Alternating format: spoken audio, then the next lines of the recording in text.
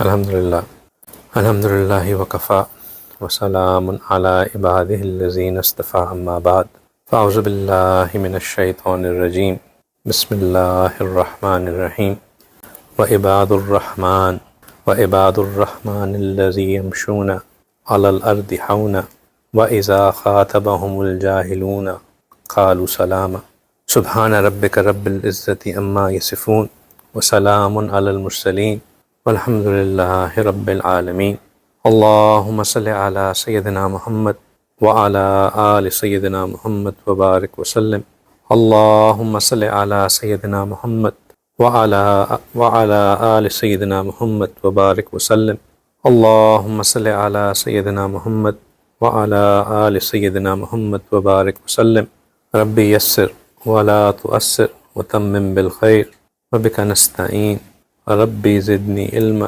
یا فتاح یا فتاح یا فتاح۔ الحمدللہ، اللہ سبحانہ تعالیٰ کے فضل سے، اللہ کے کرم سے، اللہ کی رحمت سے ہم ایک بار پھر اس مجلس میں حاضر ہیں۔ یہ اللہ سبحانہ تعالیٰ کا کرم ہے، اللہ تعالیٰ کی رحمت ہے کہ اللہ تعالیٰ ہمیں ان مجالس میں شریک ہونے، ان کا حصہ بننے اور ان سے مستفید ہونے کی توفیق عطا فرماتے ہیں۔ اگر اللہ کی رحمت شامل حال نہ ہو تو ہم جو کچھ بھی کر لیں خود اپنی مرضی سے ان بابرکت مجالس کا حصہ نہیں بن سکتے۔ یہ مجالس ایک انرجی بوسٹر ہوتی ہیں۔ یہ مجالس گناہوں کو جو ہم پورا ہفتہ خود نہ بھی کوئی گناہ کرتے ہوں، اور الحمدللہ اللہ کی فضل سے بہت سے حضرات یہاں پہ موجود ایسے ہیں جو کہ بہت اچھی نیکی والی، تقوی والی، صاف ستھری زندگی گزارتے ہیں، لیکن ہمارے ارد گرد کے ماحول ایسے ہوتے ہیں کہ اس ماحول کا ہمارے دل پہ یقیناً اثر ہوتا ہے۔ اس ماحول کا ہم چاہتے نہ چاہتے ہوئے اس سے امپیکٹ لیتے ہیں۔ اس ماحول میں موجود خرافات، اس ماحول میں موجود گندگی، اس ماحول میں موجود لغویت، اس ماحول میں موجود بے حسی، اس ماحول میں دنیا کی کشش ایسی ہوتی ہے جو کہ ہمارے دلوں کے اوپر امپیکٹ کرتی ہے۔ یہ نہیں ہو سکتا کہ ہم اس ماحول میں ہوں جہاں پہ ہر چیز دنیا کی ریس میں لگی ہوئی ہو، ہر چیز کامیابی کا کرائٹیریا دنیا کی کامیابی سے ایسوسیٹڈ ہو۔ اب ماشاءاللہ تقریباً سارے ہی حضرات کسی نہ کسی چیز کمپنی میں کام کرتے ہیں، اور اس کمپنی میں ہر ایک کی سوچ یہی ہوتی ہے کہ میں کریئر پروگریشن، کریئر گروتھ کیسے ہوگی۔ اس کریئر پروگریشن، کریئر گروتھ کے لیے ہم 2-3 پاتھس لے رہے ہوتے ہیں۔ ایک ہوتا ہے کہ چلو میں اپنے آپ کو سکلز میں انہانس کر لوں، کوئی نیا ڈگری لے لوں، کوئی نیا ڈپلومہ لے لوں، کوئی نیا سکل سیٹ ایکوائر کر لوں۔ دوسرا یہ ہوتا ہے کہ میں نے آفس پالیٹکس کو کیسے مینیج کرنا ہے، اپنے باس کو کیسے مینیج کرنا ہے، باس کے باس کو کیسے مینیج کرنا ہے، پیئر کے باس کو کیسے مینیج کرنا ہے، کون سی اسٹریم سے میں نے آگے بڑھنا ہے، کیسے کام لے کے چلنا ہے۔ پھر تیسری اسٹریم یہ ہوتی ہے کہ اپنے آپ کو ویزیبل کیسے کرنا ہے، جو آفس ایونٹس ہو رہے ہیں ان میں پارٹیسپیٹ کیسے کرنا ہے، جو آفس کی جو اپنے آپ کو کس طرح یہ دکھانا ہے کہ I am willing, I am forthcoming, I fit in to the culture.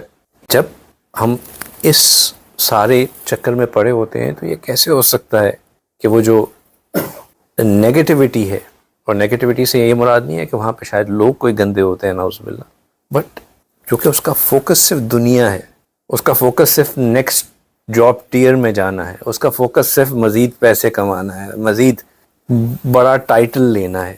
اور اس سے پہلے کہ مجھ سے اس کے بعد کوئی سوال کرے کہ کیا بڑا ٹائٹل لینا، کوئی نیکسٹ جاب ٹیئر جانا کوئی گناہ کی کہا تھا، نہیں، قطعی گناہ کی بات نہیں ہے، لیکن ڈپینڈس کہ وہ کس مقصد کے لیے ہے، نیت کیا ہے، کیوں جانا چاہتے ہیں۔ اف بڑا ٹائٹل، بڑی پوزیشن، بڑا پے چیک جو ہے وہ ہی واحد فوکس ہے کہ میں فلاں جو ہے وہ ایکس سویٹ کے اندر کہلوانے والوں میں بن جاؤں، میں جو ہوں وہ ایک لائن مینیجر بن جاؤں، یا میں اپنے آپ کو بڑا دکھانے یا اپنے آپ کو to be accounted amongst the men of power, تو پھر اس میں گڑبڑ ہے۔ بہرحال کہنے کا مقصد یہ ہے کہ جب ہم دنیا میں لگے ہوتے ہیں تو انویریبلی ہم چاہیں یا نہ چاہیں، یہ ضرور ہوگا کہ ہمارے اوپر اس ماحول کا اثر ہوگا، اور اس ماحول میں ہمارے دل کے اوپر ایک غلاف چڑھے گا، ایک لیئر چڑھے گی، اور اس لیئر کو ہٹانے کے لیے، اس نگیٹیوٹی کو ہٹانے کے لیے، اس غلط تعصب سے اپنے آپ کو بچانے کے لیے یہ بہت ضروری ہے، بہت ضروری ہے کہ ہم ایسے ماحول میں آئیں جہاں پہ اللہ کی رحمت کا نزول ہو رہا ہوتا ہے، ایسے ماحول میں آئیں جہاں پہ اللہ نے خود اس بات کو کہا ہے کہ جو اس ماحول کا حصہ بنتے ہیں وہ یقیناً اللہ کی مغفرت پا کے وہاں سے اٹھتے ہیں۔ یہ جو ذکر کی محفل ہوتی ہے، جس ایسی جگہ جہاں پہ اللہ کو یاد کیا جا رہا ہوتا ہے، اس کی بہت اہمیت ہے، اس کی بہت اہمیت ہے۔ میں نے جیسے شروع میں کہا کہ یہ ہمیں ایک انرجی بوسٹ دلانے کے لیے ہے۔ اگر ہمیں یہ انرجی بوسٹ نہیں ملے گا تو پھر ہم موسٹ لائکلی 1 2 3 4 ہفتے کے بعد اسی رٹ میں پڑ جائیں گے جس سے نکلنے کے لیے ہم شروع میں آئے تھے۔ میں کچھ ساتھی مجھے میسج کر کے کہتے ہیں کہ جی آج وہ پورا ہفتہ ہمیں گروسری کا ٹائم نہیں ملا، تو آج میں مجلس میں شامل نہیں ہو سکوں گا، گروسری کے لیے چلا جاؤں گا۔ بہت بالکل صحیح بات ہے، اور کوئی اس میں بری بات نہیں ہے، گھر کی ضروریات ہے، کرنا ہے، ضرورت پڑ سکتی ہے۔ میں یہ نہیں کہہ رہا کہ اس بندے نے کوئی نعوذ باللہ گناہ کبیرہ کر لیا، یا میں آج بیمار ہو گیا، آج نہیں آ سکوں گا، آج یہ ہو گیا۔ اصل میں ہوتا یہ ہے کہ شیطان، ایک بات اپنے ذہن میں بات بٹھا لیجئے کہ اگر آپ کو کسی نیک کام کرنے میں کوئی رکاوٹ آ رہی ہے یا کوئی آلٹرنیٹیو ایکشن پلان پریزنٹ کیا جا رہا ہے، تو وہ مور دین لائکلی شیطان کی طرف سے ہوگا، بیکاز شیطان نہیں چاہتا کہ آپ ایسی کسی جگہ پہ جائیں جہاں پہ جانے سے آپ بچ جائیں، صاف ہو جائیں، آپ نکل آئیں، آپ کے ساتھ خیر کا معاملہ ہو جائے۔ اپنی کوشش یہ کہ رکھا کریں کہ اس جو ٹائم ہے اس کو ڈیڈیکیٹ رکھیں اسی چیز کے لیے، اور اس میں کوئی خلل مت آنے دیں۔ تو ایک صاف سی ایک بات ہمیں سمجھائی جاتی تھی کہ what goes around comes around۔ جب ہم پڑھ رہے تھے تو ہم بھی یہی سمجھتے تھے کہ اب امتحان آ گیا ہے تو باقی چیزیں ہم مجالس شجالس بعد میں اٹینڈ کریں گے، پہلے ذرا ہم پیپر پہ فوکس کر لیں۔ اور صرف فرق اتنا تھا کہ یہ فیصلہ ہم ون سائیڈڈ نہیں لیا کرتے تھے، عرض رکھ دیتے تھے کہ پیپر آج میں مجلس میں نہیں آنا چاہتا، تو پیپر کی تیاری ہے، تو اگر آپ اجازت دیں تو پیپر کی تیاری کر لوں گا، کل بہت مشکل ہو جائے گی پاس ہونا۔ تو اس وقت ہمارے بڑوں نے بھی ہمیں یہی سمجھایا تھا کہ دیکھو پیپر تو اس میں زیادہ سے زیادہ کیا ریکوائرڈ ہے، پاس ہونا ہی ریکوائرڈ ہے۔ 2 گھنٹے کے لیے جو مجلس میں آئیں گے، اس میں اگر آپ آ کے کتنی کی کتنی اور تیاری کر لیں گے کہ آپ جو ہے وہ کہیں کہ میں بس اگر یہ نہ میں نے 2 گھنٹے نہ کیے تو بالکل گیا ہی گیا۔ لیکن اس مجلس میں نہ آنے سے جو ایک دل کی کیفیت بننی ہے، جو اصل مقصد ہے، جو پڑھائی اور ذکر کا ربط جڑنا ہے، اس اپرچونٹی کو ہم مس آؤٹ کر دیں گے۔ جو اصل ہے وہ پیچھے رہ جائے گا، جو فروعات ہیں کہ بھئی نمبر اچھے آ گئے، پاس ہو گئے، وہ حاصل ہو جائے گا۔ اور شیطان یہی چاہتا ہے، شیطان یہی چاہتا ہے کہ ہم فروعات کے پیچھے لگ جائیں اور اصل کو پیچھے چھوڑ دیں، اور ہم نے یہی پہچاننا ہے۔ یہی وجہ ہے کہ جب عمرے کے اوپر جاتے ہیں تو عمرہ کر لینے کے بعد یہ سمجھایا جاتا ہے کہ اب اپنا وقت ایسے مت سمجھیں کہ بس میں طواف پہ طواف پہ طواف پہ طواف پہ طواف کرتا رہوں، کیونکہ شروع میں تو 1-2 دن آپ طواف پہ طواف پہ طواف کر لیں گے، لیکن جسم ہے تھک جائے گا۔ اس کے بعد آپ نے 5 دن اور حرم میں رہنا ہے فار ایگزامپل، تو حالت ایسی ہوگی کہ آپ اتنے تھک ٹوٹ چکے ہوں گے کہ اب یہ بھی ہمت نہیں ہوگی کہ میں فرض نماز جا کے حرم میں پڑھ سکوں۔ اب آپ بستر پہ پڑے ہوں گے کہ بھائی اب تو بالکل میں بیمار ہو گیا۔ وہ شروع میں 4 دن کے اوپر شیطان نے آپ کو جو ہے وہ موٹیویٹ رکھا کہ آپ طواف پہ طواف کرتے رہے، اور اگلے 5 دن جو حرم میں رہتے ہوئے بھی حرم کے ساتھ باجماعت نماز کا موقع نہیں ملا۔ تو شیطان کی یہ کوشش رہتی ہے کہ وہ ہمیں ڈسٹریکٹ کرے اور ہمیں جو اصل ہے اس سے دور رکھے۔ یہ جو ذکر کرنے والے لوگوں کی اہمیت ہے نا، یہ اس قدر ہے کہ اللہ سبحانہ تعالیٰ نے نبی پاک صلی اللہ علیہ وسلم کو حالانکہ ان سے زیادہ ذاکر کون ہو سکتا ہے؟ وہ تو ذکر سکھانے والے، ہر چیز کو بتلانے والے، ان کو اس بات کی جو ہے ترغیب کی کہ وہ اپنے آپ کو ان لوگوں کے ساتھ رکھیں جو کہ اللہ کی یاد میں دن رات رہتے ہیں، جو اللہ کو پکارتے رہتے ہیں۔ وَاصْبِرْ نَفْسَكَ مَعَ الَّذِينَ يَدْعُونَ رَبَّهُمْ بِالْغَدَاةِ وَالْعَشِيِّ۔ کیوں؟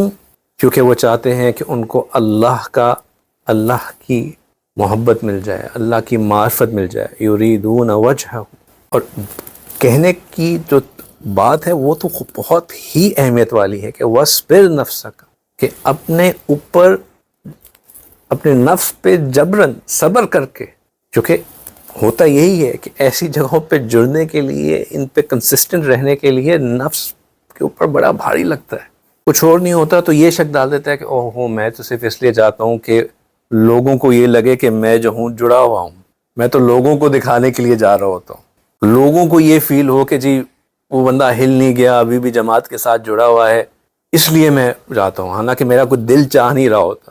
اللہ سبحانہ تعالیٰ فرما رہے ہیں کہ دل چاہے نہ چاہے اپنے نفس پہ اس کو لگام دے کے کہ تمہاری آج کوئی نہیں سن رہا، جانا ہے تو بس جانا ہے، وہاں جاؤں گا تو سارے فائدے مل جائیں گے۔ پھر جب جائے رہے ہیں تو پھر نیت پہ ہی کر لیں کہ بھئی میں تو اس لیے جا رہا ہوں کہ مجھے اللہ کی محبت مل جائے، مجھے وہاں جانے سے اس کی برکت سے معافی مل جائے۔ تو وہ جو شیطان نے خیال ڈالے تھے کہ تم تو اس لیے جا رہے ہو کہ تمہارے یہاں پہ لوگ تمہیں جو ہے وہ پیئر پریشر کی وجہ سے جا رہے ہو یا فلاں کی وجہ سے جا رہے ہو، وہ بھی ختم ہو جائے گی بات۔ تو یہ اہم چیز ہے، یہ اہم چیز ہے، اس کو اپنی پرائیورٹی میں رکھیں۔ اللہ تعالیٰ ہمیں اس طرح جڑ کے بیٹھنے، یہ ایک بہت بڑی نعمت ہے، اور یقین جانیے کہ یہ بہت مشکل ہوتی جا رہی ہے، بہت مشکل ہوتی جا رہی ہے۔ جن حالات میں ہم رہ رہے ہیں، جن پہ ہم کام کر رہے ہیں، ان میں اس حال حولیے کے ساتھ اتنے زیادہ ماشاءاللہ باشرہ حضرات ایک جگہ اکٹھے ہوں، یہ it raises a lot of questions, it raises a lot of eyebrows۔ تو احتیاط بھی رکھنی ہے اور اللہ سے مانگتے بھی رہنا ہے کہ یا اللہ ہمیں حفاظت میں رکھیں، اپنے حفظ و امان میں رکھیں، یہ جو چھوٹی سی ایک کوشش ہے اس کو جاری رکھنے کا موقع عطا فرمائیں۔ ہم نے بات میں نے کچھ اور کرنی تھی، آدھا ٹائم میں نے اسی میں لگا دیا۔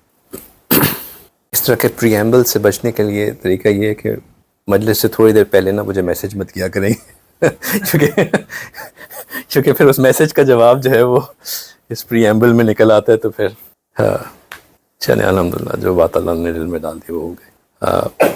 ہم بات کر رہے تھے عباد الرحمن کے اوپر کہ عباد الرحمن، پچھلی دفعہ ہم لوگوں نے اس بات کو سمجھا تھا کہ اللہ کا عبد ہونا کتنی بڑی جو ہے وہ آنر والی بات ہے، کتنا بڑا ٹائٹل ہے عبد ہونا۔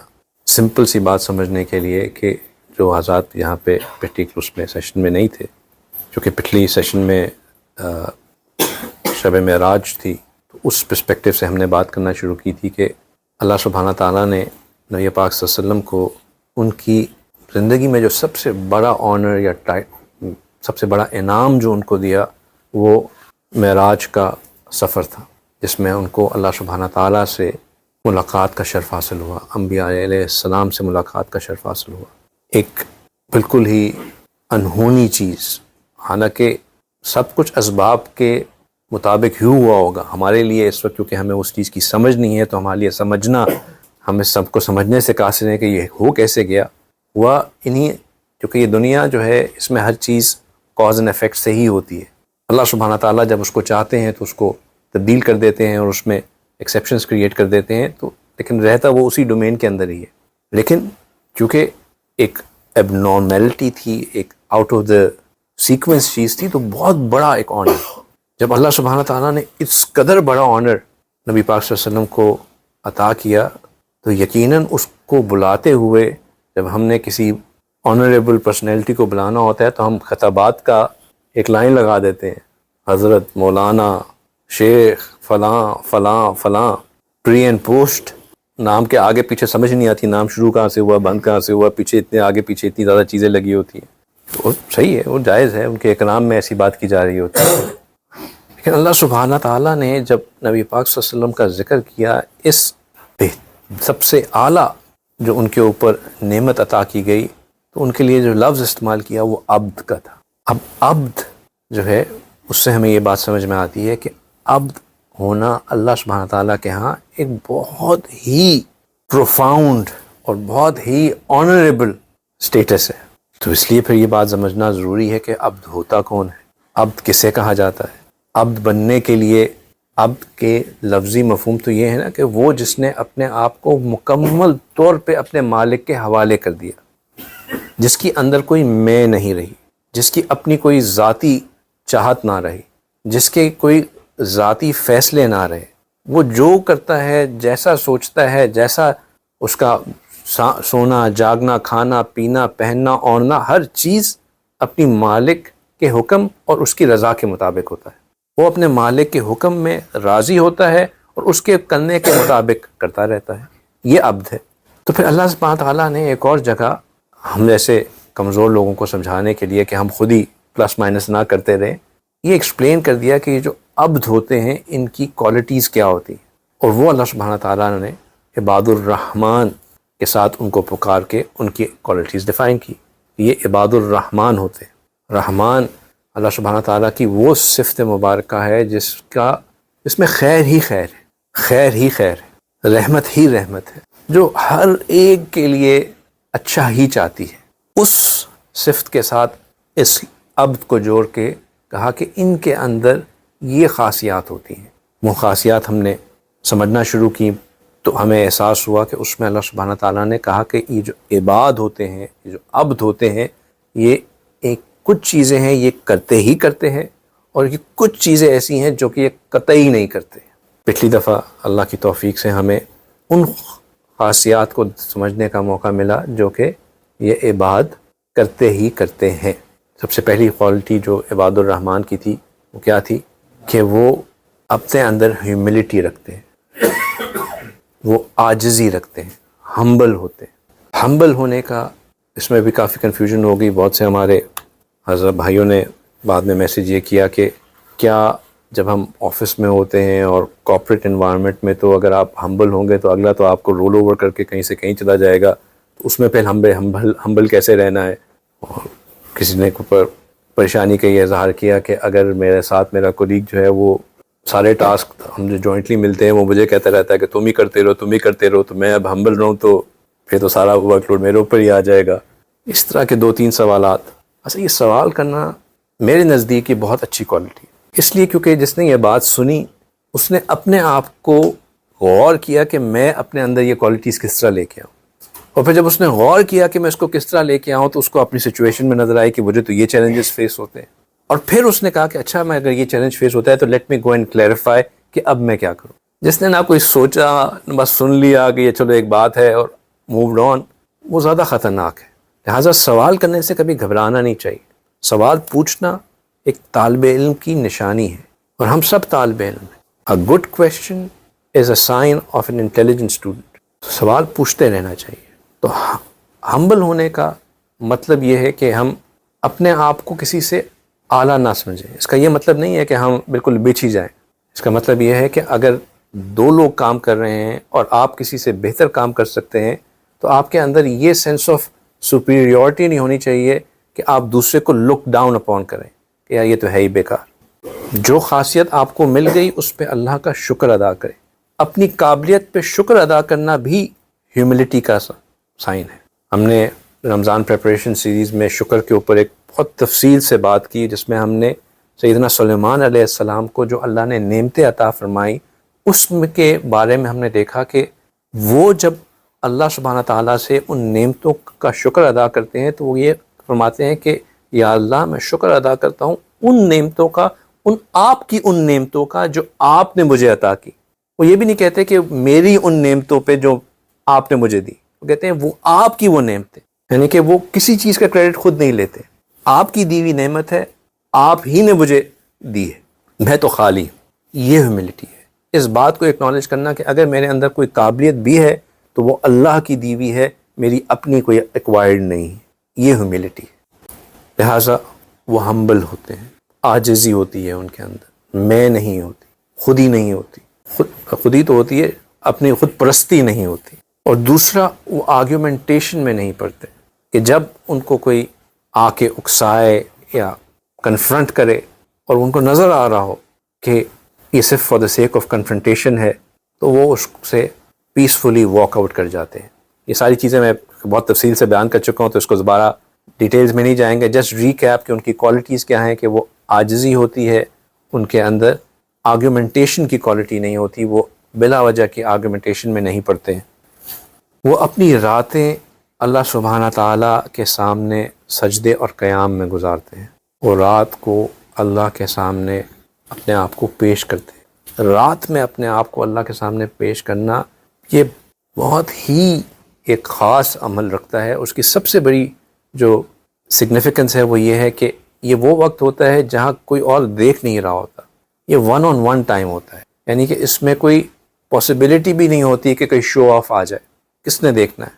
اگر کوئی تہجد گزار ہے، انلیس کہ وہ اٹھ کے دن میں اعلان کرتا پڑے کہ جی الحمدللہ آج تو تہجد کا بھی موقع مل گیا، ہر جگہ بیٹھ کے یہی کرتا رہے، یہ تو اللہ کے ساتھ کا معاملہ ہے۔ اللہ جانتے ہیں کہ یہ رات کو کیوں اٹھا، کتنی دیر کے لیے اٹھا، کتنی دیر تک اس نے میرے ساتھ وقت گزارا، یہ تو اللہ کا ایک کنیکشن ہے۔ اور نہ صرف یہ اللہ کے ساتھ وقت گزارتے ہیں سجدہ اور قیام میں، بلکہ وہ اللہ سے دعا بھی مانگتے ہیں۔ اللہ سبحانہ تعالیٰ نے دعا بھی بتائی کہ وہ کیا مانگتے ہیں، کہ وہ اللہ سے آخرت کے عذاب سے پناہ مانگتے ہیں، یعنی کہ دنیا تو وہ بے شک مانگتے ہی مانگتے ہوں گے، لیکن ان کی نظر اس اصل کامیابی کے اوپر ہوتی ہے جس کو حاصل کرنے کے لیے ہم اس دنیا میں ہیں۔ دنیا کی ضروریات بھی یقیناً مانتے ہوں گے، لیکن وہ آخرت کی کامیابی ضرور مانگتے ہیں۔ یہ ساری باتیں ہم نے بہت تفصیل سے کی، اس لیے میں دوبارہ ان کو نہیں دیکھ رہا۔ جسٹ few qualities of عباد الرحمن, the things that they always do: humility, no argumentation, راتوں کو سجود اور قیام اور دعا، ٹھیک ہے، یہ کوالٹیز ہو گئیں۔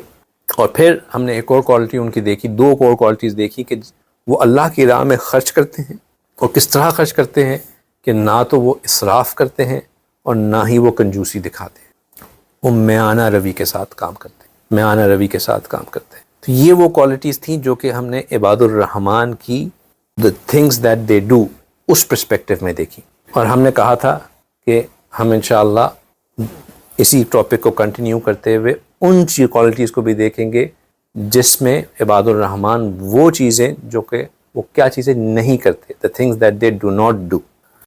تو اللہ سبحانہ تعالیٰ ان کوالٹیز کو ہائی لائٹ کرتے ہوئے وہ چیزیں جو کہ عباد الرحمن نہیں کرتے، سب سے پہلی بات کہتے ہیں کہ والذین لا یدعون مع اللہ الہا آخر، کہ وہ لوگ نہیں پکارتے اللہ کے سوا کسی دوسرے کو الہ۔ اب اس کو سمجھنے کے دو معنی ہو سکتے ہیں، ایک تو یہ کہ وہ شرک نہیں کرتے، یعنی کہ وہ جانتے ہیں کہ اللہ واحد ہیں، اللہ ایک ہیں، اللہ ہی ہر چیز ہیں، اللہ کے سوا کوئی اور الہ ہے ہی نہیں، یعنی کہ لا الہ الا اللہ کے اوپر وہ پکا یقین رکھتے ہیں، پکا یقین رکھتے ہیں، اور وہ اللہ کے سوا کسی اور کو پکارتے بھی نہیں ہیں، ایمان والے ہوتے ہیں۔ سمپل طریقہ سے سمجھنا کہ وہ ایمان والے ہوتے ہیں۔ عباد الرحمن ہیں تو ایمان والے تو ہوں گے ہی ہوں گے، کیونکہ یہ عباد الرحمن کی کوالٹیز میں سے ہے، تو اس کو ایک اور پرسپیکٹیو سے بھی سمجھا جا سکتا ہے، اور وہ کیا ہے؟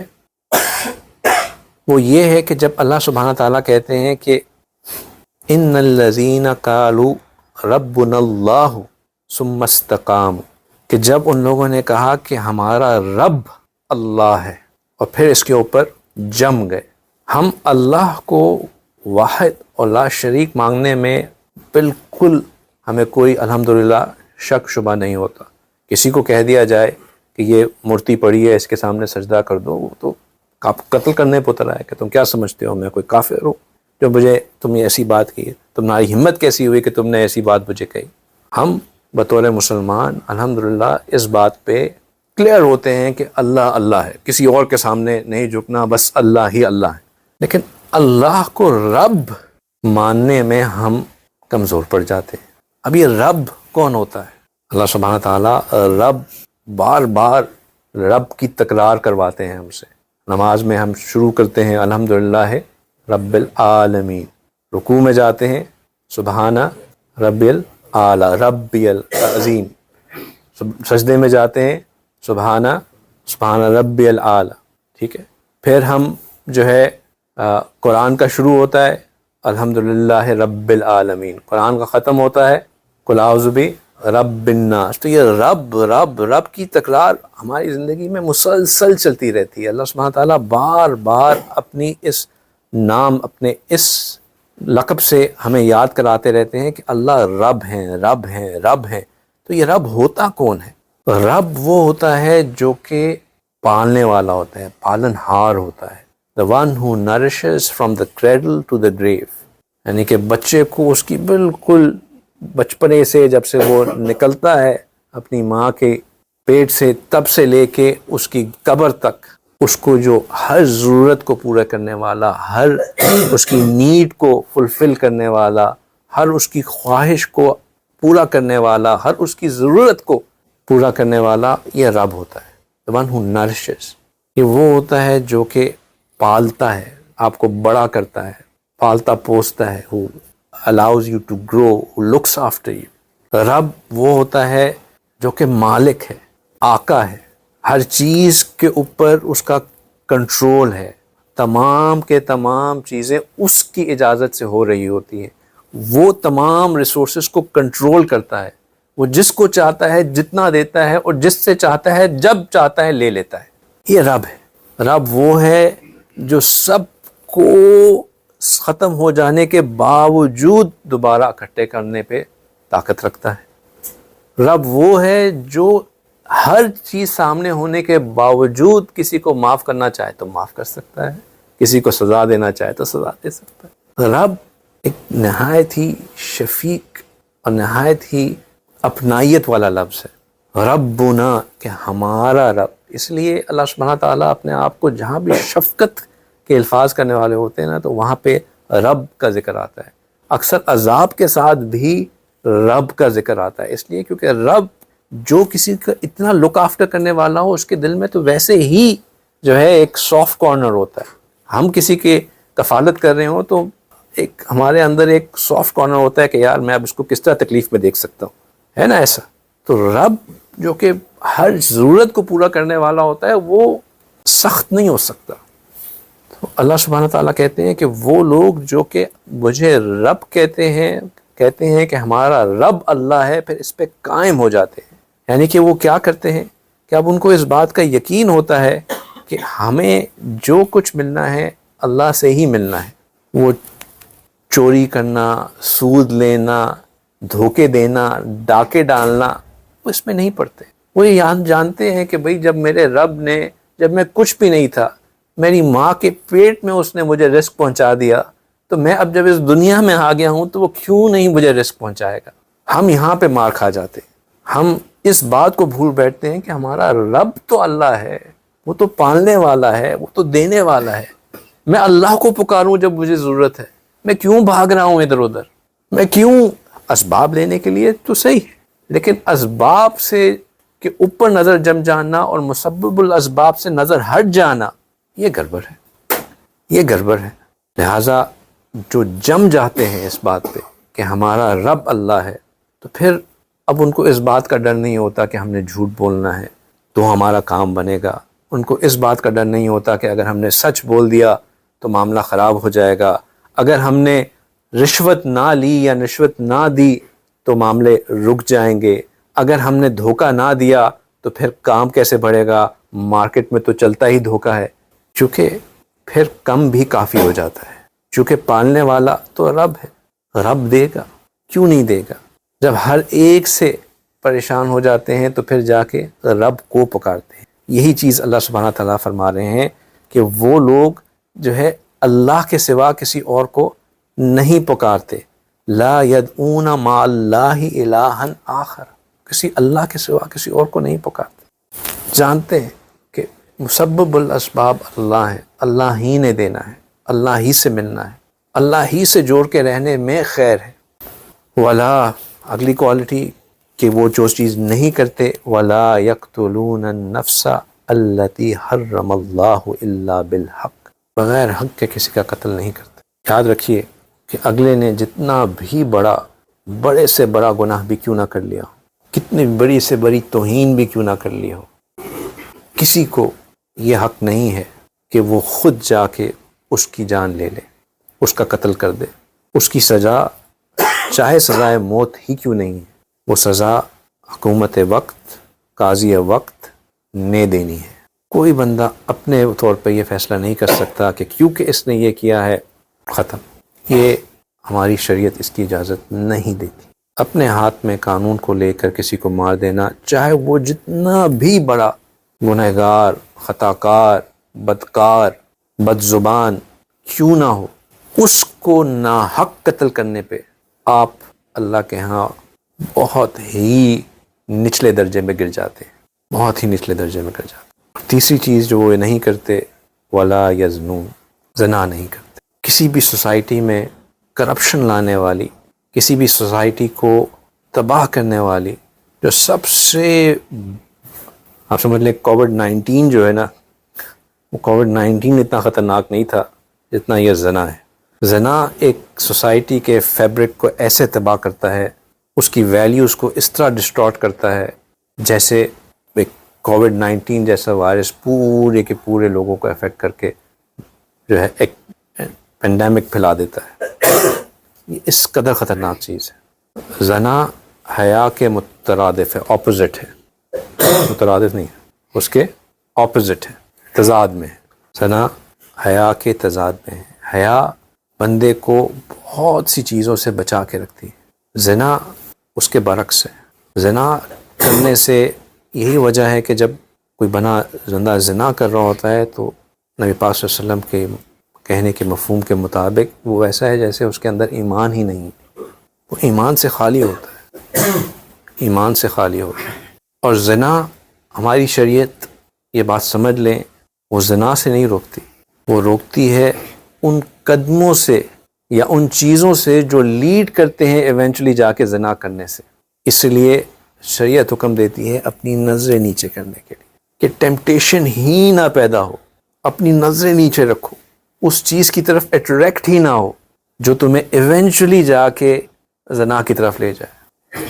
نظروں کی حفاظت، عباد الرحمن زنا تو دور کی بات، وہ اپنی نظروں کی حفاظت کے بارے میں بھی بہت، کہ وہ جانتے ہیں کہ میں انسان ہوں، میرے ساتھ شیطان لگا ہوا ہے، میرے ساتھ نفس ہے، میں موقع دوں گا یہ مجھے پھسلائے گا ورگلائے گا اور وہاں تک لے کے جائے گا جہاں پھر مجھے اپنے اوپر قابو نہیں رہے گا اور میں وہ کر بیٹھوں گا جو کہ عباد الرحمن تو اللہ کہہ رہے ہیں کہ وہ کرتے ہی نہیں۔ ولا، نو روم۔ نظروں کی حفاظت، نظروں کی حفاظت۔ لیکن یہ کس کے عباد ہیں؟ رحمان کے عباد ہیں۔ اور رحمان کی رحمانیت اس بات کا تقاضا کرتی ہے کہ یہ سب کچھ بھی کر بیٹھے تو وہ ان کو معاف کر دے، یہ سب کچھ بھی کر بیٹھے تو وہ ان کو معاف کر دے، لیکن ریکوائرمنٹ یہ ہے کہ وہ معافی مانگے، کہ وہ معافی مانگے۔ لہٰذا اللہ کہتے ہیں کہ الا من تاب، ایکسیپٹ فار the one، مگر سوائے اس کے جس نے توبہ کی، وآمن۔ اچھا یہاں پہ آمنہ کیوں آئے؟ یہ تو عباد الرحمن کی بات ہو رہی تھی، تو ظاہری بات ہے وہ ایمان والے تو ہیں ہی ہیں، تو آمنہ کیوں ہو گیا؟ الا من تاب وآمن، یعنی کہ وہ مگر یہ کہ وہ توبہ کریں اور یقین لائیں اور اعمال صالح کریں، وہ عامل صالحا۔ ایمان کی بات اس لیے آ گئی، زنا کرنے والا کیا ہوتا ہے؟ ایسا جیسے کہ ایمان میں نہ ہو، جو اللہ کے سوا کسی کو پکارے وہ کیا؟ اس نے شرک کر لیا۔ لہٰذا اگر وہ توبہ کرے، اپنے ایمان کی تجدید کرے اور اس کے بعد اعمال صالح کرے، فَأُولَٰئِكَ يُبَدِّلُ اللَّهُ سَيِّئَاتِهِمْ حَسَنَاتٍ، اللہ سبحانہ تعالیٰ اس کے گناہوں کو نہ صرف معاف کر دیں گے بلکہ اس کے گناہوں کو ریپلیس کر دیں گے نیکیوں کے ساتھ۔ یہ صرف رحمان کر سکتا ہے کہ نیگیٹو کو نیوٹرل بھی کرے اور نیوٹرل کے ساتھ اتنی ہی ایکولنٹ پازیٹیو بھی دے دے۔ اور یہ بات ذہن میں رکھ لیں کہ عاجز ہونے کی ایک کوالٹی یہ بھی ہے کہ بندہ کبھی کسی دوسرے کو حقارت کی نظر سے نہیں دیکھتا۔ خود مسجد جاتا ہے، دوسرا بندہ اسی پہ ڈرائیو کرتا ہوا پاس سے گزر رہا ہوتا ہے، اس کے دل میں یہ خیال نہیں آتا کہ دیکھو اتنی توفیق نہیں ہوئی، مسجد آ گیا۔ اس کے منہ سے دعا نکلتی ہے، یا اللہ جیسے آپ نے مجھے توفیق دے دی، یا اللہ میرے اس بھائی کو بھی توفیق دے دے۔ کبھی کسی گناہ گار کو دیکھ کے اس کے اوپر حقارت مت کیجیے کہ یہ دیکھو کیسا بیوقوف ہے، سمجھ ہی نہیں آتی۔ ہماری عقل کی وجہ سے ہم نیک نہیں ہیں، اللہ کی رحمت کی وجہ سے ہم نیک ہیں اگر ہیں تو، کیونکہ جس دن اللہ نے اس کو توفیق دے دی، اور وہ تو گناہوں میں ماسٹر ہے، پتہ نہیں کیا کیا گناہ کر رہا ہے، ایک لسٹ بنائی ہوئی ہے گناہوں کی اس نے، اب اس نے توبہ کر لی تو اس کی توبہ کرتے ہی وہ گناہ بھی مٹ گئے اور وہ سارے پازیٹیو میں بدل گئے۔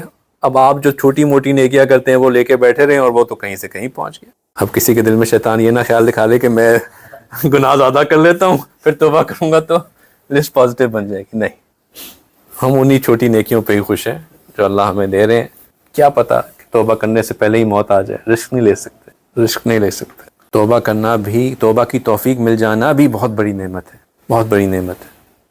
تو عباد الرحمن ہونے کا فائدہ یہ ہوتا ہے کہ اگر یہ غلطیاں ہو بھی جائیں، غلطیاں ہیں، خطائیں ہیں، توبہ کر لے اور پھر ایمان کی تجدید کر لے اور پھر نیکی پہ چلنا شروع کر دے، اللہ سبحانہ تعالیٰ ان کو مٹا دیں گے۔ اچھا، یہاں پہ ایک اور چیز جو ہے وہ قرآن پاک میں ایمان اور اعمال صالح دونوں ساتھ ساتھ آتے ہیں، اکثر جگہوں پہ دیکھ لیں ایمان اور اعمال صالح ساتھ ساتھ ہیں۔ کیوں ایسا ہوتا ہے کہ ایمان اور اعمال صالح ساتھ ساتھ ہونے کے لیے؟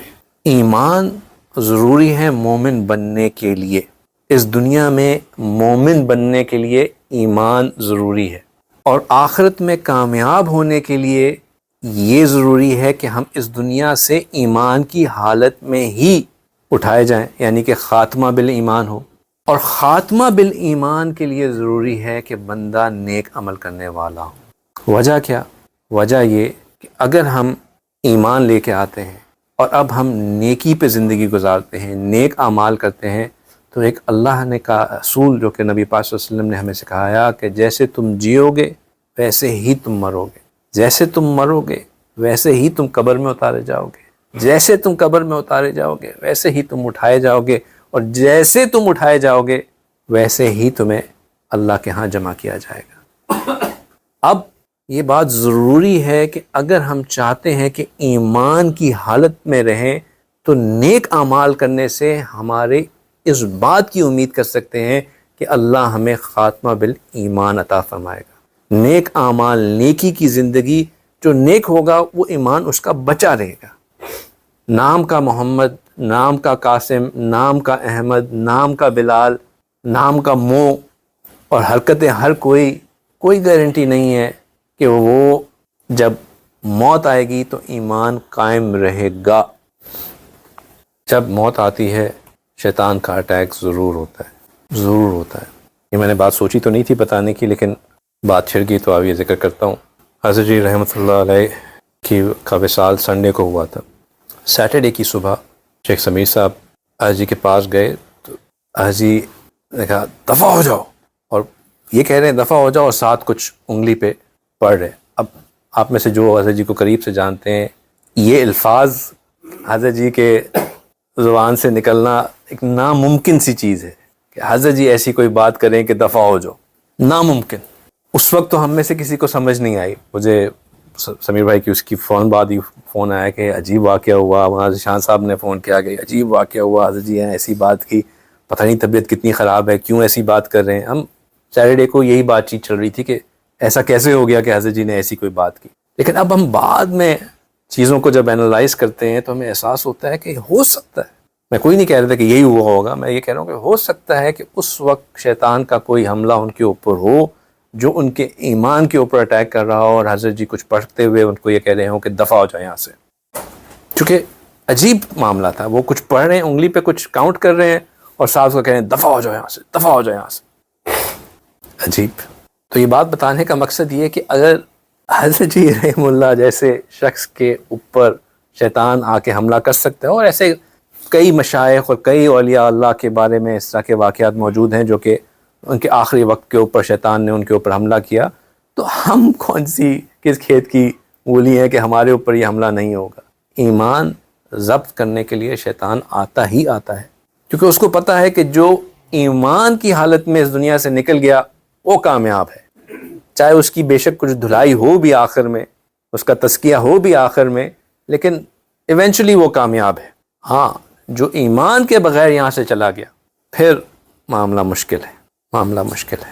تو اسی لیے یہ جو ایمان اور اعمال صالح ہیں یہ سائڈ بائی سائڈ آتے ہیں، سائڈ بائی سائڈ، کہ ایمان کو بچانے کے لیے اعمال صالح بہت ضروری، بہت ضروری ہے۔ خاتمہ بالایمان کے لیے ہمیں نیکی پہ جمے رہنا ہے، نیکی پہ اپنے آپ کو چلاتے رہنا ہے۔ پھر ایک اور کوالٹی، آج میں معذرت چاہتا ہوں، آج گھنٹے سے اوپر ہو جائے گا، سوا گھنٹے تک چلا جائے گا، تو لیکن آج اس کو ختم کر لیتے ہیں ٹاپک۔ کنجوسی کے ساتھ کروں ختم یا دل کھول کے ختم کروں؟ دل کھول کے چلیں۔ بیٹے اے سی کو تیز کر دو تھوڑا سا۔ Thank you. پھر اگلی کوالٹی جو عباد الرحمن کی اللہ سبحانہ تعالیٰ ذکر کرتے ہیں کہ وہ کیا چیزیں نہیں کرتے، کیا کیا ہو گیا وہ چیزیں نہیں کرتے؟ ایک وہ اللہ کے سوا کسی اور کو پکارتے نہیں ہیں، وہ قتل نہیں کرتے، اور وہ زنا نہیں کرتے۔ پھر وہ کیا نہیں کرتے کہ والذین لا یشہدون الزور، کہ وہ کوئی غلط چیز اپنے سامنے ہوتے نہیں دیکھتے، یعنی کہ they do not witness falsehood، یا وہ جھوٹے کام میں شریک نہیں ہوتے۔ اب یہ بہت اہم چیز ہے پریکٹیکلی اس کو سمجھنے کے لیے۔ تھوڑا سا ساتھی تھوڑا سا ادھر ہو جائیں، وہ بیچارے بالکل دروازے سے لگتا ہے کہ باہر ہی گر جائیں گے، تھوڑا سا ادھر ہو جائے تو جگہ مل جائے گی تھوڑی سی۔ یہ کیوں اہم چیز ہے؟ کیونکہ ہم ڈے ٹو ڈے زندگی میں یہ بہت زیادہ ہماری سامنے آتی ہے، وٹنسنگ فالس ہوڈ۔ اس کی آیت کی تفسیر میں، آیت مبارکہ کی تفسیر میں جو بات لکھی ہوئی تھی اس میں انہوں نے یہی بتایا کہ سیدنا ابن عباس رضی اللہ تعالیٰ عنہ کہتے ہیں کہ وہ ایسی محفلوں میں نہیں جاتے، ایسے فیسٹیولز میں، ایسے ایونٹس میں نہیں جاتے جو کہ مشرکین کے ہوں۔ مثال کے طور پہ اکثر لوگ سوال کرتے ہیں کہ کیا ہولی میں ہم جا سکتے ہیں؟ ہمارے انڈینز جو کولیگز ہیں انہوں نے ہمیں انوائٹ کیا ہے، ہم وہاں پہ پارٹیسپیٹ کر سکتے ہیں۔ کرسمس، وہ ایک مصیبت چلتی ہے آفیسز میں کہ کیا ہوتا ہے کرسمس پہلے جو پریزنٹ دینا ہوتا ہے اسے کیا کہتے ہیں؟ ہاں، سینٹا سم تھنگ، ہاں سینٹا سیکرٹ، وہ مصیبت پڑی ہوتی ہے۔ اب اس طرح کی چیزوں میں آفس میں کرسمس پہ گیٹ ٹوگیدر ہے، سب نے وہ ٹوپی پہن کے جانی ہے، نہیں۔ یہ شاعر ہیں ان کے مذہب کے، ہر مذہب کے کچھ شاعر ہوتے ہیں، کچھ سمبلز ہوتے ہیں جو کہ اگرچہ کہ جتنے بھی بے معنی کیوں نہ ہوں، کتنے ہی فالس ہوڈ کے اوپر کیوں نہ بیسڈ ہوں، لیکن وہ اس مذہب کی پہچان ہوتے ہیں۔ اس میں شریک ہونا، اس میں حصے دار بننا، یہ اپنے آپ کو ان سے جوڑنے کے موافق ہے، اور اس کی اجازت نہیں ہے۔ عباد الرحمن یہ نہیں کرتے ہیں، یہ زورا کے اندر شامل ہے۔ کانسرٹس، سینماز، یہ وہ جگہ ہیں جہاں پہ ایک اگر ہمیں یہ بات سمجھ میں آ جائے نا کہ ہر جگہ کے اوپر یا تو اللہ کی رحمت اتر رہی ہوتی ہے یا وہاں ظلمت اتر رہی ہوتی ہے۔ جو میں نے پہلے 20 منٹ لگائے یہ سمجھانے کے لیے لگائے کہ یہ مجالس ان پہ اللہ کی رحمت آ رہی ہوتی ہے، اس لیے یہاں آنا ضروری ہے۔ تو جس طرح کچھ جگہوں پہ اللہ کی رحمت آ رہی ہوتی ہے، اسی طرح کچھ جگہوں پہ ظلمت آ رہی ہوتی ہے، اور اس جگہ پہ جانے سے آپ صرف اور صرف اس ظلمت کو اپنے اوپر حاوی کریں گے اور کچھ نہیں کریں گے۔ اور ظلمت جس طرح رحمت کا اثر ہوتا ہے اسی طرح ظلمت کا اثر ہوتا ہے، اور ہم جیسے کمزور لوگ جو کہ پہلے ہی اتنے ہلے ہوئے ہیں، ان کے اوپر تو ذرا سی ظلمت بھی گرے تو ہم تو بہہ جانے کا ڈر۔ پھر اب سوال آتا ہے کہ جی کارپوریٹ ڈنر ہے، اس ڈنر کے اوپر جو ہے وہ تو لکر بھی سرو ہوگا، تو میں وہاں جاؤں یا نہ جاؤں؟ یہ مجھ سے 1 on 1 پوچھے گا، اس کا جواب میں پبلک فورم پہ نہیں دوں گا، ٹھیک ہے؟ اس لیے نہیں دوں گا کیونکہ depends upon the person, depends upon the situation, depends upon the event. اس کا کوئی ایک آنسر نہیں ہے، عمومی آنسر مت جائے، لیکن اسٹیرک آن دا ٹاپ، نیچے فٹ نوٹ پہ do contact me for your particular situation, ٹھیک ہے؟ تو ان جگہوں پہ جہاں پہ ظلمت ہو وہاں پہ جانا یہ بالکل ویسے ہی ہے کہ جیسے آپ وٹنس کر رہے ہیں اس چیز کو جس سے اللہ نے مزہ کرو۔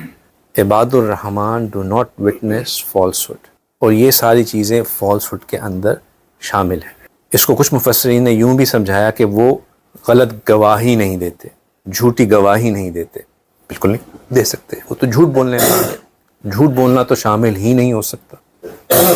پھر اگلی چیز جو ان کے بارے میں کہی کہ وَإِذَا مَرُّوا بِاللَّغْوِ، کہ جب وہ کسی ایسی جگہ سے گزرتے ہیں جو کہ لغو ہوتی ہے، ابسرڈ ہوتی ہے، گھٹیا چیز باتوں پہ مشتمل ہوتی ہے، تو وہ مرو کراما، تو وہاں سے ڈگنیفائڈ مینر سے، یعنی کہ یہاں سے اس طرح نکلتے ہیں جیسے ایک آنریبل طریقے سے نکل آتے ہیں۔ اب یہ آنریبل طریقے سے نکلنے کا کیا مطلب ہے؟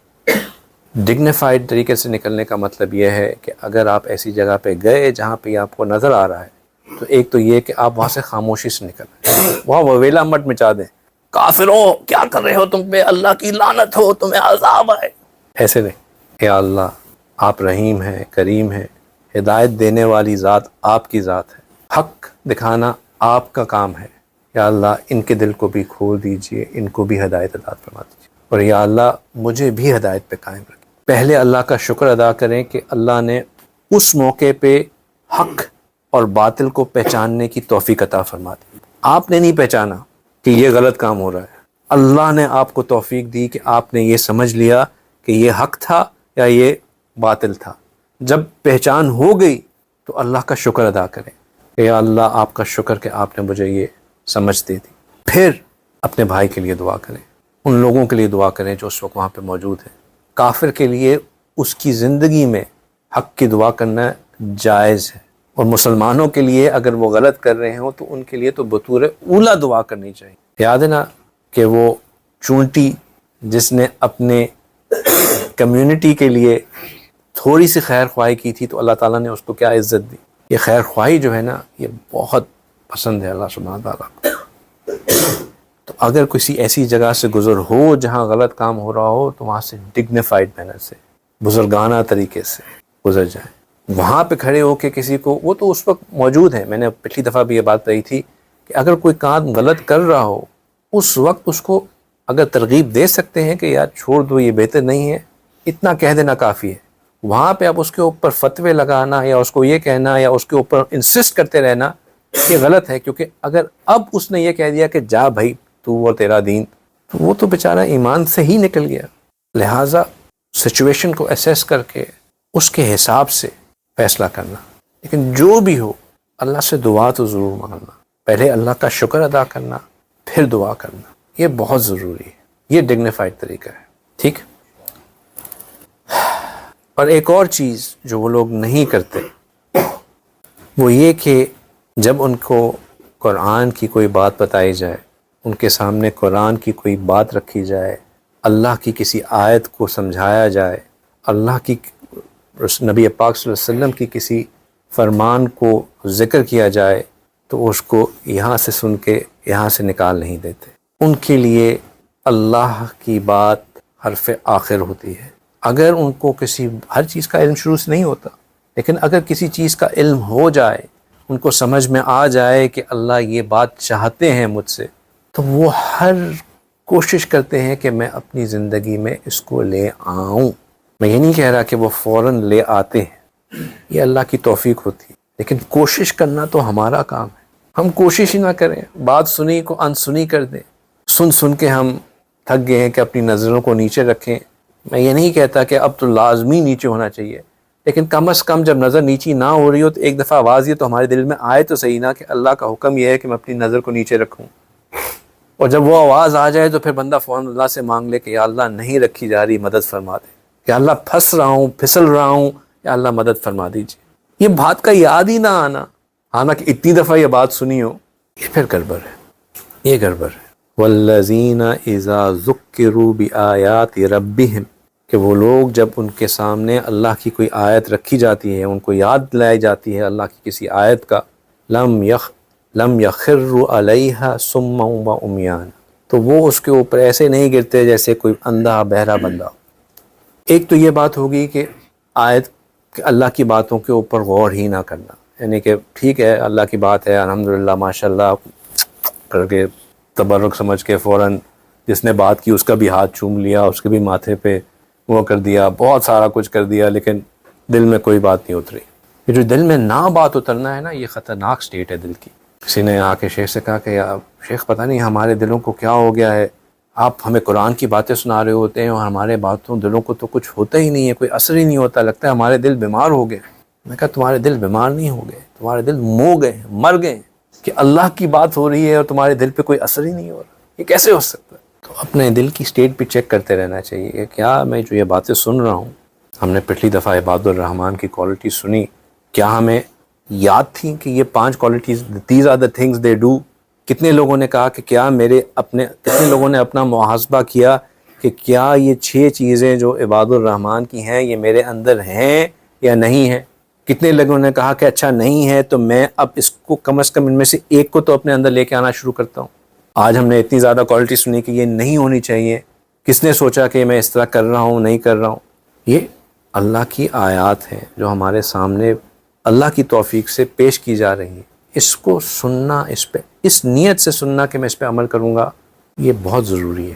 ہمارے اندر ایک بیماری پیدا ہو گئی ہے کہ جو لوگ یہ کہتے ہیں نا کہ مجھے حلال انٹرٹینمنٹ چاہیے، اب انہوں نے چلیں اللہ کی توفیق سے وہ یہ تو چاہتے ہیں کہ ہمیں حلال انٹرٹینمنٹ چاہیے، تو وہ اب کس چیز میں لگے؟ بیان پہ بیان سنتے جاؤ، بیان پہ بیان سنتے جاؤ، بیان پہ بیان سنتے جاؤ. ان کا یوٹیوب اور ٹک ٹاک جو ہے نا وہ بیان اور اس کی کلپ، اس کا کلپ، فلاں شیخ یہ کہہ رہے تھے، فلاں مولانا نے یہ کہا، فلاں نے یہ کہا، فلاں نے یہ کہا، بیان پہ بیان بیان. یہ جو بیان پہ بیان پہ بیان سننا ہے نا، یہ بھی ایک بیماری ہے. کیونکہ باتیں تو آپ سنتے چلے جاتے ہیں. اب ہوتا یہ ہے کہ جس ایک کے ساتھ آپ نے جڑ کے اپنی اصلاح کرانی ہوتی ہے اس سے آپ کا فوکس ہٹ جاتا ہے. اب شیطان کیا کرتا ہے؟ یار وہ جو ان کا بولنے کا انداز ہے نا وہ بڑا مزیدار ہے، میرے شیخ کی بات ہوتی تو ہے لیکن بس وہ مزہ نہیں آتا، مجھے ان کی بات سننے میں نا بڑا مزہ آتا ہے. یا آپ نے تو یہ کہا تھا لیکن میں نے فلاں سے یہ بات سنی تھی، فلاں اس کو ایسے سمجھا رہا تھا. یہ شیطان کے حربے ہوتے ہیں بندے کو ڈی فوکس کرنے کے لیے، ڈی ٹریک کرنے کے لیے. یہ جو ہمارے بڑے یہ کہتے ہیں کہ صرف ایک کے ساتھ جڑو، ایک ہی کی سنو، اس کا قطعی یہ مطلب نہیں ہوتا کہ بس ان کا کہ وہ اگلے کو جو ہے بالکل اس سے بس اپنا اس کے اوپر وہ بنا لے، قبضہ کر لے. ان کا مقصد یہ ہوتا ہے کہ وہ یہ جو ٹریپ ہے شیطان کا، اس سے اس کو بچا لے، جس سے وہ ڈی ٹریک ہوگا ہی ہوگا. شیخ سے فائدہ پانے کے لیے سب سے جو اہم چیز ہے وہ ہے اچھا گمان شیخ کے ساتھ. جہاں بدگمانی ہو گئی وہاں پہ فیض آنا بند. اور یہ جو جگہ جگہ جا کے سنتے رہنا، یہ کرتے رہنا، یہ بدگمانی کا سبب بنتے ہی بنتے ہیں. الحمدللہ مجھے بہت شروع میں یہ بات سکھا دی گئی تھی کہ اگر میں اپنے آپ سے یہ سوال کروں کہ کیا جو بات میرے شیخ مجھے کہہ رہے ہیں اس ہر بات پہ میں نے عمل کر لیا ہے کہ اب مجھے ضرورت ہے کہ میں کسی اور کی بھی بات جا کے سنوں. اگر جواب نہیں ہے تو پھر مجھے کہیں اور جا کے سیکھنے کی ضرورت نہیں، پھر میں یہاں ہی سیکھتا رہوں جب تک وہ اس ہر بات پہ عمل نہ کرنا شروع کر دوں جو مجھے سکھائی جا رہی ہے. اگین مقصد یہ نہیں ہوتا کہ کنٹرول بنانا، اپنی جماعت کو بڑھانا، اپنا قطعی مقصد نہیں ہوتا. آپ کو یہاں سے نہیں مل رہا، کہیں اور جا کے جڑ جائیں، ضرور جڑے رہیں، لیکن جہاں بھی جڑیں فوکسڈ، استقامت کے ساتھ، بالکل ایک سٹریم میں، آج یہاں، کل وہاں، پرسوں وہاں، ترسوں یہاں، اور ہر وقت بیان پہ بیان پہ بیان. اس کا کوئی فائدہ نہیں.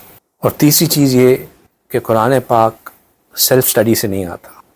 آج کل ایک نیا فتنہ ہمارے درمیان میں یہ ہو رہا ہے کہ لوگ قرآن سٹڈی گروپ بنا لیتے ہیں، اور قرآن سٹڈی گروپ میں بلائنڈ لیڈنگ دا بلائنڈ.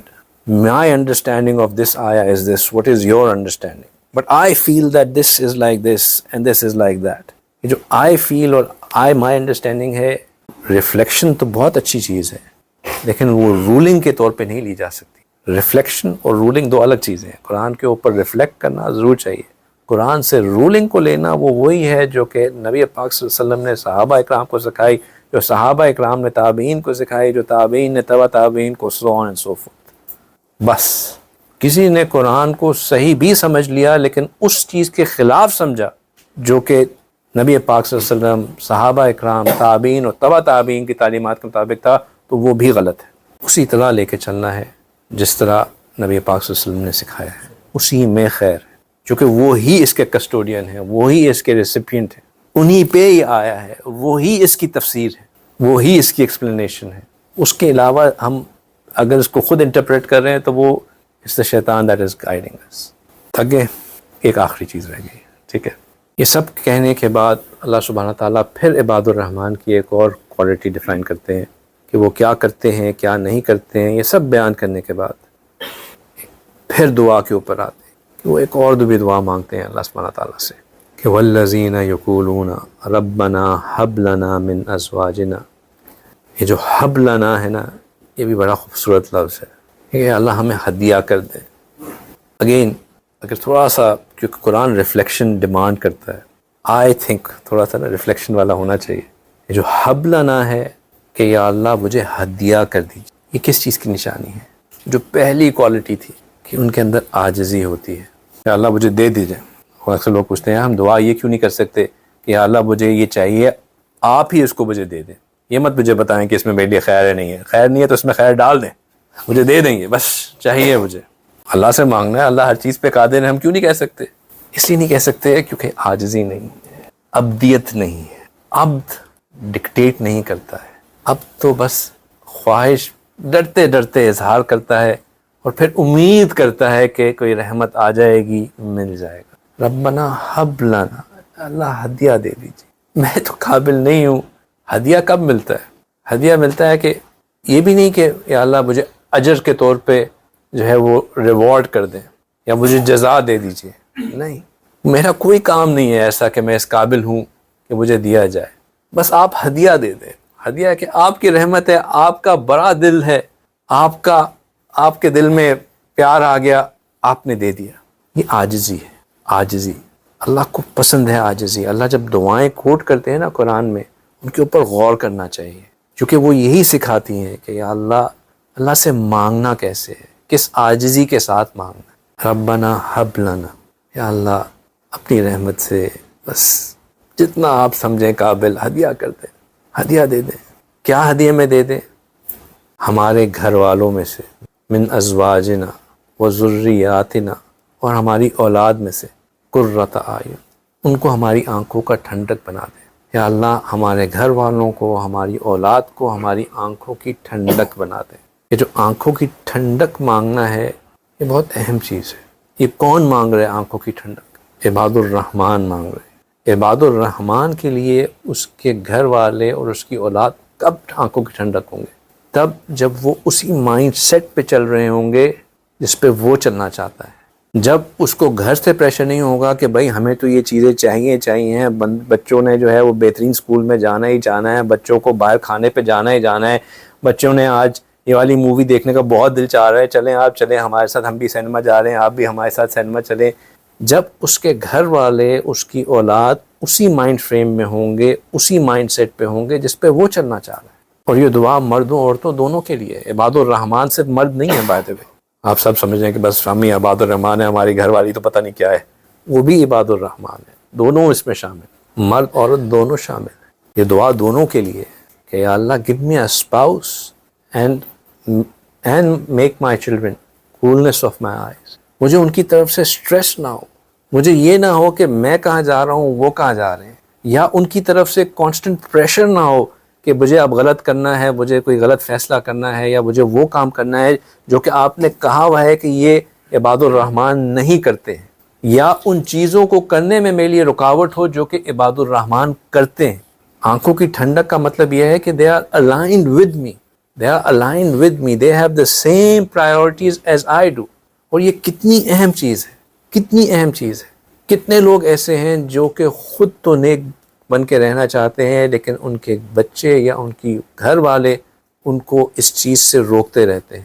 وہ خود تو اس طرح کی زندگی میں گزارنا چاہتے ہیں، لیکن گھر والے ابھی اس کے لیے تیار نہیں ہوتے. کتنی خواتین ایسی ہیں جو کہ خود نیکی کی زندگی گزارنا چاہتی ہیں، لیکن ان کے میاں اس طرح نہیں رہنا چاہتے ہیں. کتنے مرد ایسے ہیں جو کہ خود جو ہے وہ کسی کے ساتھ جڑ کے کسی کی صحبت میں گزارنا چاہتے ہیں، لیکن ابھی وائف اس لائن پہ نہیں آئی ہے. یا کتنے نیک گھرانے ایسے ہیں جن کے ماں باپ خود تو بہت بڑے بڑے عالم ہیں، فاضل ہیں، شیخ الحدیث ہیں، لیکن اولاد ایسی بگڑی ہوئی ہے کہ اللہ معاف. یہ بہت کامن ہے کہ خود تو بہت بڑے عالم اور اولاد ایسی بگڑی ہوئی کہ اللہ کی پناہ. یہ آزمائش، اس آزمائش سے بچنے کے لیے اللہ نے کہا کہ اپنے گھر والوں کے لیے، اپنی اولاد کے لیے دعا مانگو کہ یا اللہ میرے ازواج کو، میری اولاد کو میری آنکھوں کی ٹھنڈک بنا دیں، میری آنکھوں کی ٹھنڈک بنا دیں. ان کی طرف سے مجھے سٹریس نہ ہو، ٹینشن نہ ہو، مجھے فورس نہ کیا جائے اللہ نے خود کہا نا کہ یہ آپ کی اولاد اور آپ کے گھر والے آپ کی جو ہے وہ آپ کے لیے ایک فتنہ ہے، ایک ٹیسٹ ہے. وہ ایسا ٹیسٹ نہ بن جائیں کہ میں اس کو انڈیور نہ کر سکوں. Let us be aligned fully. Let us go together on the same path. Let us learn together. Let us develop together. Let us embark on this journey in the same manner. ہم ایک ساتھ چلیں، ایک ساتھ بڑھیں آگے. وَجَعَلْنَا لِلْمُتَّقِينَ إِمَامًا. اور یا اللہ مجھے متقیوں کا امام بنا دیجیے. بڑی خوبصورت اینڈنگ ہے.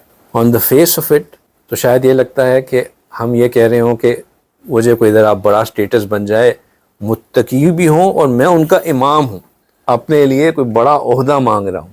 لیکن اس دعا سے پتہ چلتا ہے کہ عباد الرحمن جو ہے نا وہ کوئی ٹاپ لیول کے انویسٹرز بھی ہوتے ہیں، بہت ہی پروڈنٹ انویسٹر ہوتے ہیں. کیوں؟ کیونکہ وہ ایسی انویسٹمنٹ مانگ رہے ہیں جو کہ کنٹینیوس ان کو سرپلس پرووائڈ کرتی رہے گی، کنٹینیوس ان کو بینیفٹ اس سے ملتا رہے گا، مسلسل ان کا جو ہے نا اکاؤنٹ میں پروفٹ آتا چلتا رہے گا. کیسے؟ کیونکہ اگر وہ ان لوگوں کا امام بن جائیں گے جو متقی ہوں گے تو جو ان کے پیچھے نیک عمل کریں گے اس کا اجر پورا کا پورا ان کو بھی ملتا رہے گا، چاہے وہ ہوں یا نہ ہوں. یہ ہے پروڈنٹ انویسٹمنٹ، یہ ہے ایک اچھی کیا ہوگا انویسٹمنٹ کی ترجمہ؟ سرمایہ کاری. یہ وہ ریٹرنز ہیں جو کہ کبھی ختم نہیں ہونے والے. یا اللہ مجھے ایسا بنا دیجئے کہ جس کے دل میں نیکی کا شوق ہو وہ مجھے دیکھے اور کہے کہ یا اللہ مجھے بھی ایسا ہی بنا دیجئے. یا اللہ مجھے ایسا بنا دیجئے کہ جب میرے ارد گرد لوگ بیٹھیں تو مجھے دیکھ کے ان کے دل میں جو یاد آئے وہ صرف آپ کی یاد آئے. یا اللہ مجھے ایسا بنا دیجئے کہ جب آپ کا ذکر ہو تو جس شخص کا نام کسی کے ذہن میں آئے تو وہ میرا نام، آپ کے ذکر سے میرا ذکر چھڑ جائے. یہ ہے متقیوں کا امام. اور ایسے لوگ ہوتے ہیں، ہم اپنی زندگی میں ایسے لوگوں کو دیکھا ہے الحمدللہ، کہ جن کو دیکھتے ہی اللہ یاد آتا ہے، جن کا نام سنتے ہی اللہ یاد آتا ہے، اللہ کا نام سنتے ہی ان کی یاد آتی ہے. کیوں نہیں ہوتے ایسے لوگ؟ اللہ ایسے لوگ ہوتے ہیں. تو یہی تو ہوتے ہیں متقیوں کے امام. اور کون ہوتا ہے؟ کیا خوبصورت دعا ہے. عباد الرحمن اللہ سے مانگتے ہیں، دنیا بھی مانگتے ہیں، آخرت بھی مانگتے ہیں. پہلے جو دعا سکھائی رات کو سجدے میں قیام کے بعد، وہ کس چیز کے لیے تھی؟ آخرت کی کامیابی کے لیے تھی کہ یا اللہ ہمیں جہنم کے عذاب سے بچا لیجیے. ساری کوالٹیز بیان کرنے کے بعد جو دعا سکھائی وہ کیا سکھائی؟ کہ یا اللہ میرے بیوی بچوں کو آنکھوں کی ٹھنڈک بنا دیجیے اور مجھے دنیا میں متقیوں کا امام بنا دیجیے. کیا فائدہ ہوگا؟ آخرت میں مجھے اتنا مل چکا ہوگا آپ کے فضل سے کہ انشاءاللہ آپ کی رحمت سے میں بچ جاؤں گا. پہلے بھی میں نے آپ لوگوں سے ذکر کیا تھا کہ حضرت جی ہمیشہ فرماتے تھے کہ ان کے شیخ مرشد عالم رحم اللہ فرمایا کرتے تھے کہ میں شہباز میری پرواز، میں شہباز میری پرواز. یعنی کہ ان کی جب وہ 90 سال کی عمر تک پہنچ چکے تھے اس وقت تک اللہ نے ان سے اتنا خیر کا کام لے لیا تھا کہ وہ اب اپنے اندر اس کو محسوس کرتے تھے کہ ان کی اللہ نے جو ان سے کام لیا اس کی فضیلت سے جو باقی لوگ نیکیاں کر رہے ہیں ان کو اس کی برکتیں اپنی زندگی میں محسوس ہوتی تھیں. تو یہ جو اللہ تعالیٰ توفیق دیتے ہیں کہ آپ کی وجہ سے کوئی دوسرا نیکی پہ آ جائے، اس کی برکتیں پھر اپنی زندگی میں بندہ محسوس کرتا ہے. سب سے بڑی برکت یہ ہوتی ہے کہ وہ پھر بہت سے لوگ آپ کے لیے دعائیں کر رہے ہوتے ہیں. کتنے لوگ دعائیں کر رہے ہوتے ہیں. وَجَعَلْنَا لِلْمُتَّقِينَ إِمَامًا.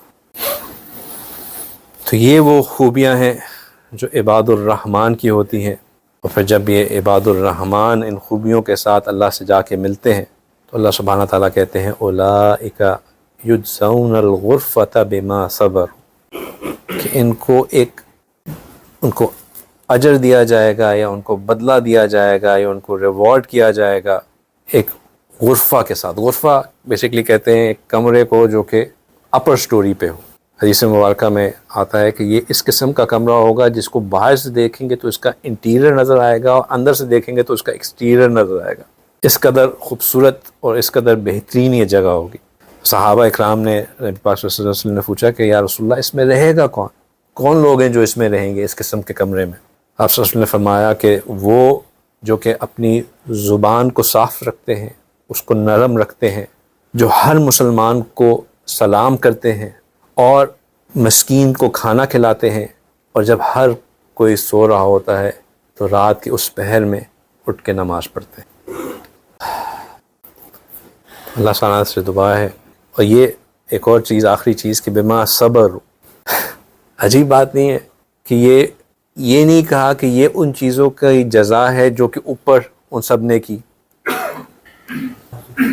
کہ اتنی کوالٹیز، 13 کوالٹیز ڈیفائن کی، عبد ہیں، عاجز ہیں، بحث مباحثہ نہیں کرتے ہیں، راتوں کو اٹھ کے نماز پڑھتے ہیں، دعا مانگتے ہیں، شرک نہیں کرتے ہیں، زنا نہیں، قتل نہیں کرتے ہیں، زنا نہیں کرتے ہیں، اور غلط جگہوں پہ نہیں جاتے ہیں، اور جہاں پہ اگر غلط جگہ سے چلے جائیں وہاں پہ ایک ڈگنیفائڈ طریقے سے نکل آتے ہیں۔ اتنی کوالٹیز ان کے بعد ڈیفائن کرنے کے بعد کیا فرمایا کہ ان چیزوں کی جزا نہیں ہے، لیکن بما صبر۔ پھر غور طلب بات ہے کہ کیوں کہا کہ وہ اس چیز پہ نہیں ملتا جو کہ وہ پہلے ان کی کوالٹیز ڈیفائن کر دی، کیونکہ وہ جتنی بھی کوالٹیز ہیں ان کو کرنے کا جو روٹ ہے وہ ہے صبر 3 قسم کا ہے۔